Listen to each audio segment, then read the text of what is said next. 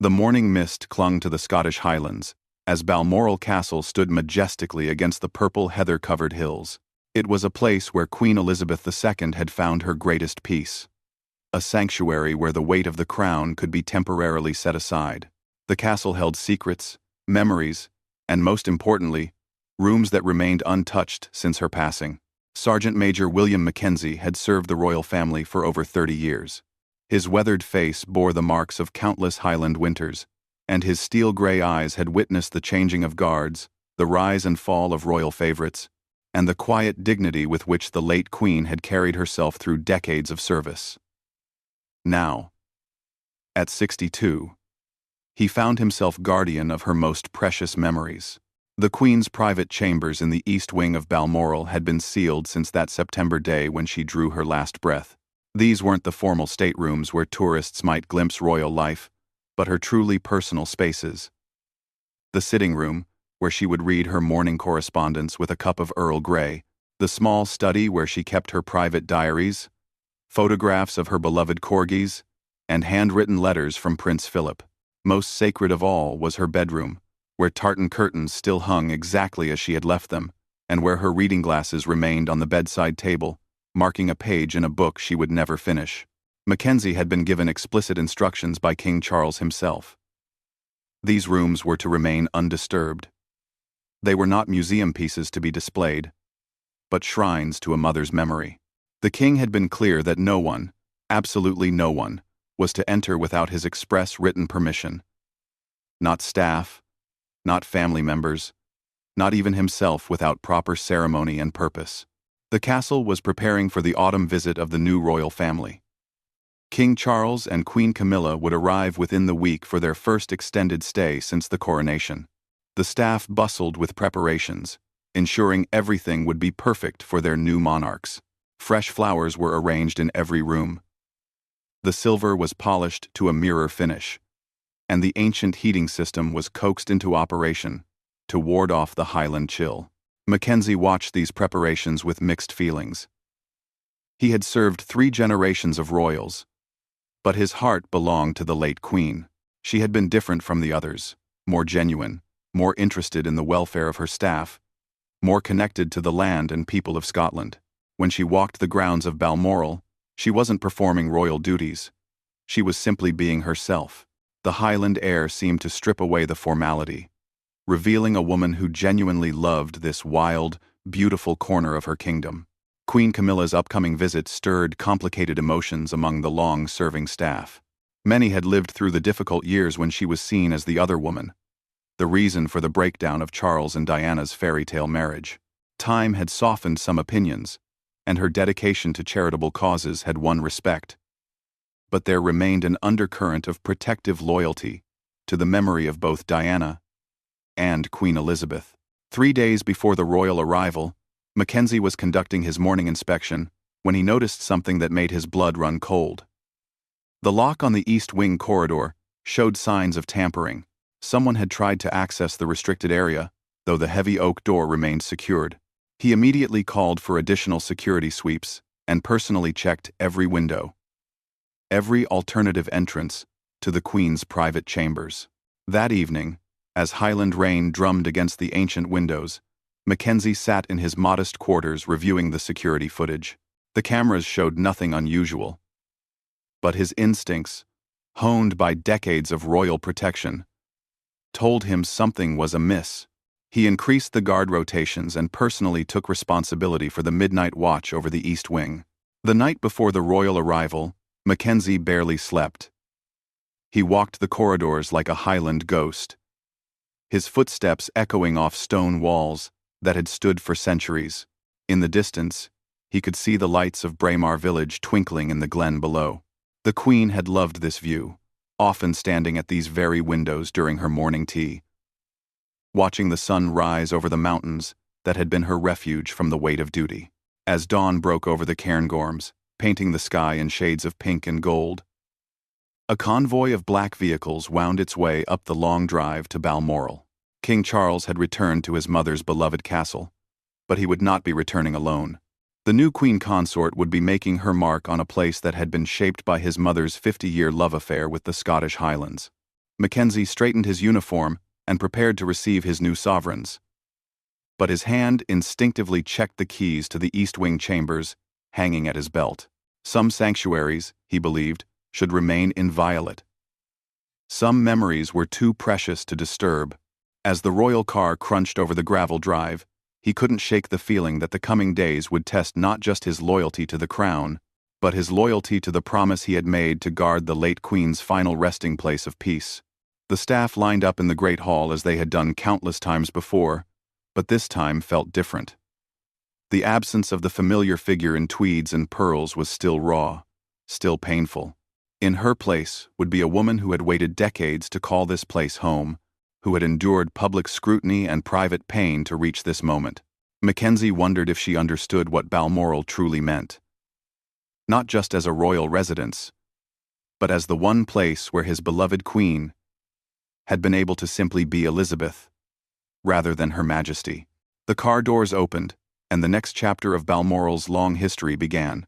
King Charles emerged from the vehicle with the same measured dignity his mother had always displayed. But there was something different about him here at Balmoral.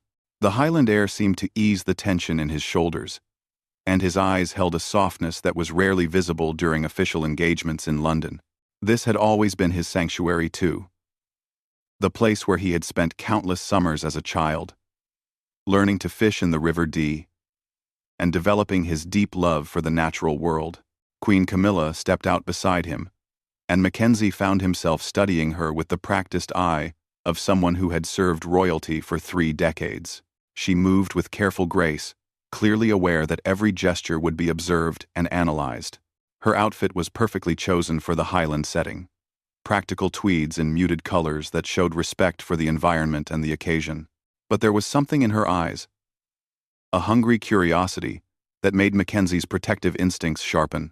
The formal greetings were exchanged in the Great Hall, with its ancient stone walls and mounted stag heads that had watched over generations of royal arrivals. King Charles spoke warmly to each staff member, remembering names and asking after families in the genuine manner his mother had taught him. Queen Camilla was gracious and polite. But Mackenzie noticed how her gaze kept wandering, taking in every detail of the castle's interior. For the first 2 days, life at Balmoral settled into a new rhythm. King Charles threw himself into the estate management with enthusiasm, meeting with gamekeepers and groundskeepers, reviewing plans for woodland conservation, and spending hours walking the moors with his beloved spaniel.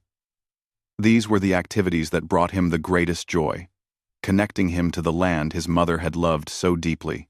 Queen Camilla occupied herself with correspondence and reading in the morning room, gradually exploring the public areas of the castle.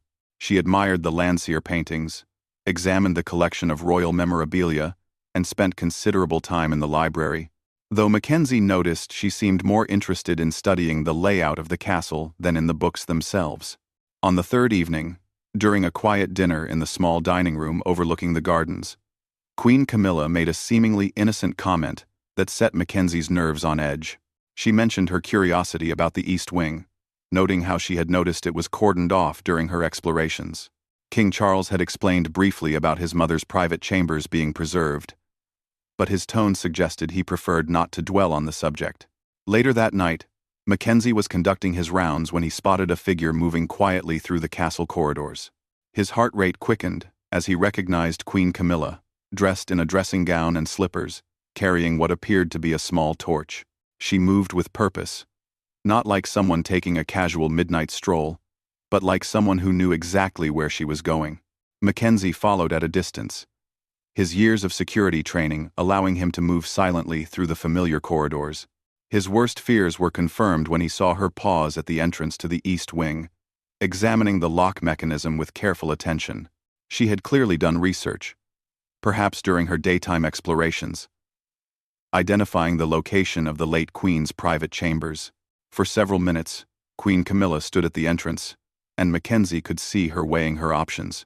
The heavy oak door was secured with both an electronic lock and a traditional key mechanism, but she seemed to have come prepared. From her pocket, she withdrew what appeared to be a modern lock-picking device, the kind that could bypass electronic systems with sophisticated technology. Mackenzie's training warred with his protocol. His duty was to protect the royal family from external threats. But what happened when the threat came from within? Queen Camilla was now his sovereign, entitled to respect and protection. But she was about to violate the most sacred trust placed in his care. The lock clicked softly, and Queen Camilla pushed open the door to the forbidden corridor. Mackenzie's decision was made in that instant. Position and protocol meant nothing compared to the promise he had made to preserve his late queen's sanctuary. Queen Camilla had taken only a few steps into the corridor when Mackenzie's voice cut through the silence like a Highland dirk. "Your Majesty." His tone was respectful but unmistakably firm. "These chambers are restricted by direct order of His Majesty the King." Queen Camilla froze, then turned slowly. In the dim light of the corridor, her expression cycled rapidly through surprise, embarrassment, defiance, and finally, cold calculation. "Sergeant Major Mackenzie," she said, her voice steady despite being caught in unauthorized territory. "I was simply curious about this part of the castle. As the new queen, surely I have the right to familiarize myself with my home." Mackenzie stepped forward, his presence filling the narrow corridor. At 6 feet 4 inches, and built like the Highland Regiment soldier he had once been, he was an imposing figure, even in his 60s. "Ma'am, with respect." These were Queen Elizabeth's private chambers. His Majesty was very specific that they remain undisturbed. No one enters without his written authorization. The standoff continued for what felt like hours, but was probably only minutes. Queen Camilla's eyes flashed with anger at being challenged by a member of the household staff, but Mackenzie stood his ground with the unwavering determination of a man who had sworn an oath that went beyond personal convenience or royal hierarchy. "Are you refusing a direct request from your queen?" she asked, her voice taking on a sharper edge. "Ma'am, I am fulfilling my duty to my king and to the memory of Queen Elizabeth. These chambers are not to be entered." Behind Queen Camilla, Mackenzie could see into the sitting room, where dust motes danced in the moonlight, streaming through windows that hadn't been opened since September. The late queen's reading chair sat exactly as she had left it, with a tartan throw draped over the arm and her favorite book of Highland poetry on the side table. It was a shrine to a life of service, and Mackenzie would not allow it to be disturbed by curiosity, no matter how royal. Queen Camilla realized that this battle would not be won tonight. With visible effort, she regained her composure and stepped back from the threshold. "Very well, Sergeant Major. But this conversation is not over." As she turned and walked back toward the main part of the castle, Mackenzie secured the door and stood guard for the rest of the night. He knew that tomorrow would bring consequences he could barely imagine. But tonight, the late queen's sanctuary remained inviolate. Dawn came reluctantly to Balmoral, with heavy gray clouds obscuring the mountain peaks and a persistent Highland drizzle that matched Mackenzie's dark mood. He had spent the remaining hours of the night in his office, documenting the incident in his security log and preparing for what he knew would be an uncomfortable confrontation. The summons came at precisely 8 o'clock. A young footman, looking decidedly uncomfortable, delivered the message that Mackenzie was to present himself in the king's study immediately. As he walked through the familiar corridors, Mackenzie noticed how the staff seemed to sense that something significant had happened. Conversations stopped as he passed, and worried glances followed in his wake. King Charles was standing by the window when Mackenzie entered, his silhouette rigid against the gray Highland landscape. The study was a warm, comfortable room, filled with watercolors of Scottish scenes, first-edition books on environmental conservation, and personal photographs spanning decades of royal history. But this morning, the atmosphere was distinctly chilly.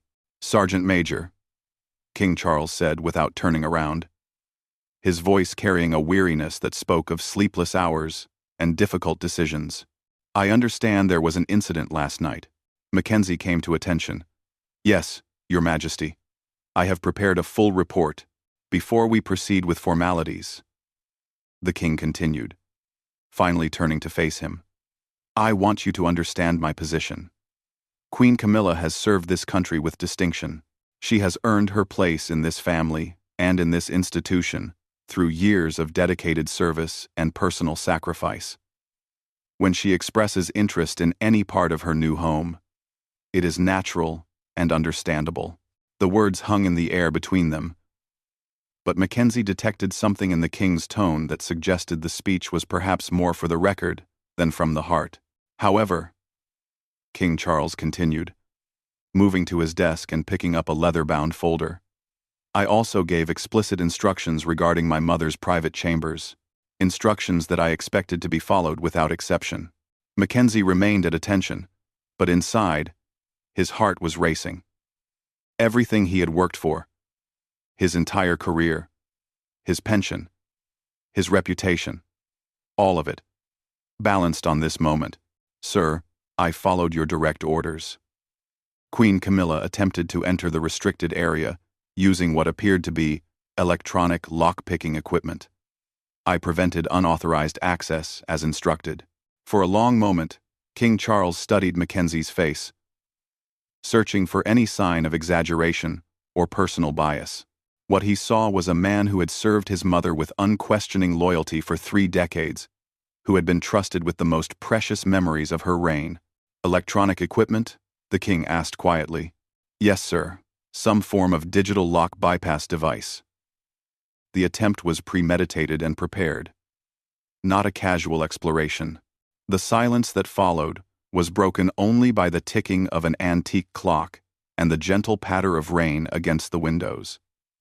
King Charles moved to a chair behind his desk and gestured for Mackenzie to sit across from him. William, the king said, using Mackenzie's first name for the first time in their long acquaintance. Tell me exactly what happened. Every detail. Mackenzie recounted the entire incident. From his initial concerns about tampering with the locks to the confrontation in the corridor, he spoke without emotion, presenting facts as he would in any security briefing. But the king could hear the underlying pain of a man forced to choose between conflicting loyalties. When Mackenzie finished his account, King Charles leaned back in his chair and closed his eyes. The weight of the crown had never felt heavier than in this moment, caught between his duty to support his wife and his promise to preserve his mother's memory. Queen Camilla has requested your immediate dismissal, the king said finally. She feels that your behavior was insubordinate and inappropriate. Mackenzie's heart sank, but he kept his expression neutral. I understand, Your Majesty. However, the king continued, opening his eyes and looking directly at Mackenzie. I have declined her request. Your actions last night were exactly what I expected from the man I entrusted with this responsibility. My mother chose well when she recommended you for this position. Relief flooded through Mackenzie, but he remained professional. Thank you, sir. Scene. King Charles stood and walked to a portrait of Queen Elizabeth that hung on the wall, showing her as a young woman on horseback in the Scottish Highlands, radiant with joy and freedom. My wife is still adjusting to her role and to this family's traditions. She comes from a different world, and sometimes her curiosity overcomes her discretion. But those chambers represent something sacred to me, William. They are the last place on earth where my mother could be herself, away from duty and protocol and the weight of the crown. The king turned back to Mackenzie with eyes that held both sadness and determination. I need you to understand that this incident must never be repeated. I will speak with Queen Camilla about respecting the boundaries we have established, but I also need your assurance that if anyone, and I mean anyone, attempts to breach those chambers again, you will take whatever action is necessary to preserve their sanctity. You have my word, Your Majesty. Over the following days, the atmosphere at Balmoral remained tense but civil.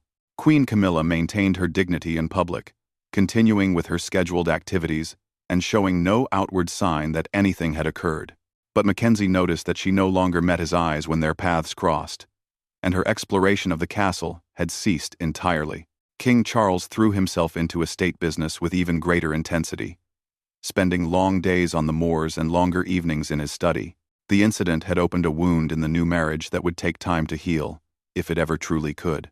On their final morning at Balmoral, King Charles took a private walk to the East Wing, Mackenzie watched from a distance as his sovereign stood for a long time outside his mother's chambers, not entering, simply being present in the space where her memory lived most vibrantly. When the royal convoy departed for London, Mackenzie felt a complex mixture of relief and sadness.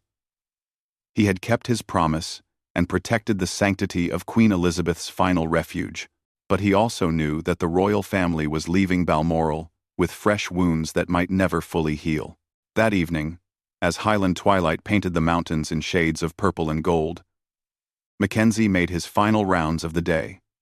He paused at the entrance to the east wing, keys heavy in his hand, and offered a silent promise to the memory of the woman who had trusted him with her most precious sanctuary.